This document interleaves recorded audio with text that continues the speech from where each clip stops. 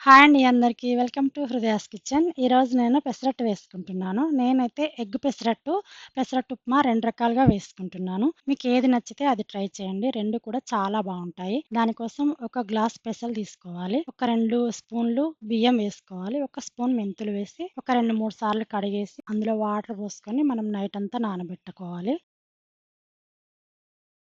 పొద్దున్నే టిఫిన్‌కైతే మనం నైట్ నానబెట్టుకోవాలి. మనం సాయంత్రం వేసుకోవాలనుకుంటే పొద్దున్న నానబెట్టుకుంటే సరిపోతుంది. పొద్దున మనం మళ్ళీ ఒకసారి కడిగేసుకొని మెత్తగా గ్రైండ్ చేసుకోవాలి.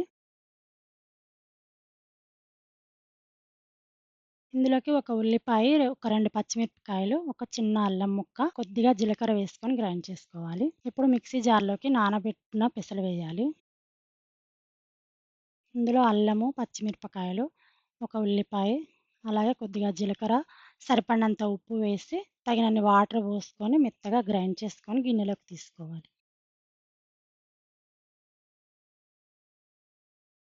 ఈ పిండిని కలుపుకొని ఒక 2 నిమిషాలు అలా పక్కకుంచేసుకొని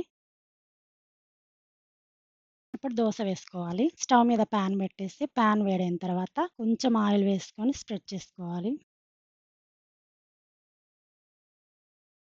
ఇప్పుడు ఒక గరిటెడు పిండి వేసుకొని పల్చగా స్ప్రెడ్ చేసుకోవాలి. ఈ దోస కాస్త కాలిన తర్వాత ఒక ఎగ్ కొట్టుకొని దాన్ని స్పూన్‌తో స్ప్రెడ్ చేసుకోవాలి.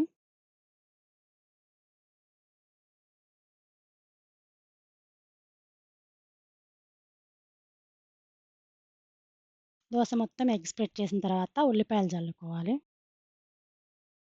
పచ్చిమిర్చి కూడా వేసుకుంటే బావుంటుంది.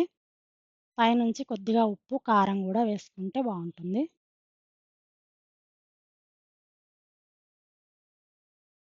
ఇప్పుడు ఆయిల్ వేసుకోవాలి.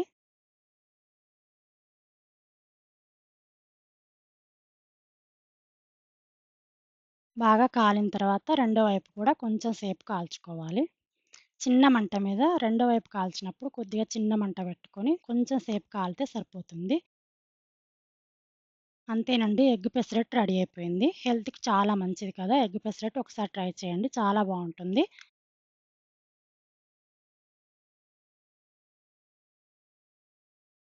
ఇప్పుడు పెసరట్టు ఉప్మా కోసం ఉప్మా ప్రిపేర్ చేసుకుంటాను. స్టవ్ మీద పాన్ పెట్టి ఒక హాఫ్ కప్పు ఉప్మా రవ్వ తీసుకుంటున్నా. దాన్ని ఒక 2 నిమిషాలు ఫ్రై చేసి పక్కకు పెట్టుకోవాలి.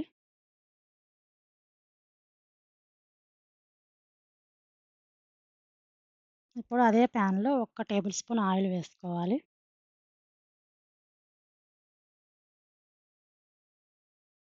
ఇందులో ఒక స్పూన్ శనగపప్పు, కొద్దిగా జీలకర్ర, కొంచెం ఆవాలు, కొంచెం మినపప్పు వేసుకొని లైట్‌గా ఫ్రై చేసుకోవాలి. ఇందులో ఒక చిన్న అల్లం ముక్కని నేను తురిమి వేసుకుంటున్నాను. కొంచెం ఫ్రై అయిన తర్వాత సన్నగా కట్ చేసిన ఉల్లిపాయలు, పచ్చిమిర్చి కూడా వేసుకొని ఫ్రై చేసుకోవాలి. ఇందులో కొంచెం సాల్ట్ వేసుకొని ఫ్రై చేసుకుంటే తొందరగా ఫ్రై అవుతాయి. ఇందులో ఇప్పుడు ఒక రెమ్మ కరివేపాకు గూడా వేసుకోవాలి. ఇది బాగా ఫ్రై అయిన తర్వాత మనం ఏ కప్పుతో అయితే రవ్వ తీసుకున్నామో అదే కప్పుతో 4 కప్పుల వరకు వాటర్ పోసుకోవాలి. తగినంత ఉప్పు వేసుకొని కలిపేసి వాటర్‌ని మరగనివ్వాలి. వాటర్ మరిగిన తర్వాత మనం ఇందాక వేపి పెట్టుకున్న రవ్వ ఉంది గదా! దాన్ని కలుపుతూ వేసుకోవాలి. లేదంటే ఉండలొస్తాయి.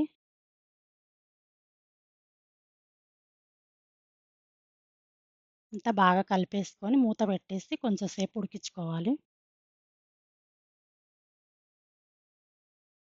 ఉప్మా కొంచెం సాఫ్ట్‌గా ఉంటే మనకు పెసరట్టు మీద స్ప్రెడ్ అవుతుంది బాగా.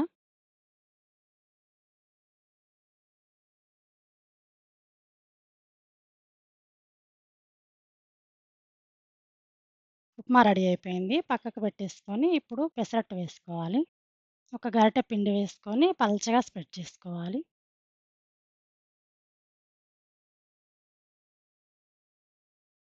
ఇది కొంచెం కాలిన తర్వాతనే మనం దానిపైన ఉప్మాని స్ప్రెడ్ చేసుకోవాలి.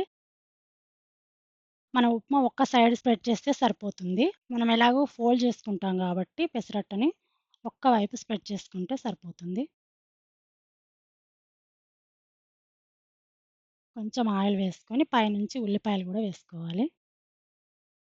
అంతేనండి. బాగా కాలిన తర్వాత ఫోల్డ్ చేసుకుంటే మన ఉప్మా పెసరట్టు కూడా రెడీ అయిపోతుంది. మీకు ఇందులో ఏ దోస నచ్చితే అది వేసుకొని టేస్ట్ చూడండి. చాలా బావుంటుంది. ఈ వీడియో గనుక మీకు నచ్చినట్లయితే లైక్ చేయండి. మీ ఫ్రెండ్స్ అందరికీ షేర్ చేయండి. మర్చిపోకుండా సబ్స్క్రైబ్ చేసుకోండి.